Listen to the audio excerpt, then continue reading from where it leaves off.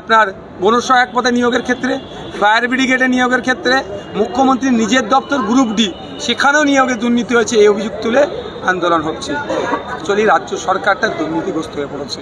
যে টাকা তুলেছে, একটা যদি 10টা যদি পদ থাকে, শূন্য পদ, 100 জনের কাছ থেকে টাকা তুলেছে, 10 টাইমস বেশি তুলেছে।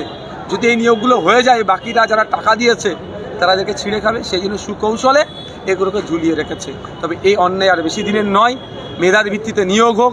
এই আওয়াজ তুলছি যেমন আমরা, জনগণেরও উচিত হবে তার বাড়ির সন্তানগুলোকে এই সেই 550-এর ফর্ম ফিল আপ করে, 330 টাকার ফর্ম ফিল আপ করে যাতে চাকরি পায়, এই 20 লাখ, 30 লাখ, 25 লাখ বা এই যে রেট বেঁধে যে চাকরি হচ্ছে, এটা যাতে বন্ধ করা যায়, এই জন্য গণতান্ত্রিক প্রক্রিয়াতে জবাব দিতে হবে ভোটের মাধ্যমে।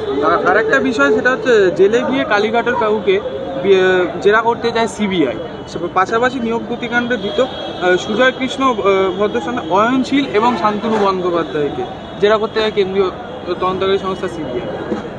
100 বার করুক না, এত দেরি হচ্ছে কেন? কচ্ছপের গতিতে কেন সিবিআই চলছে, কেন্দ্রীয় এজেন্সি? আমরা চাইছি চিতার গতিতে চলুক। শিক্ষকের অভাবে শিক্ষা প্রতিষ্ঠানগুলো বন্ধ হতে চলেছে। আমরা যারা শ্রমজীবী মানুষ, আমাদের ছেলে মেয়েদেরকে আমরা ওই কর্পোরেটদের পরিচালিত স্কুলে ভর্তি করাতে পারছি না।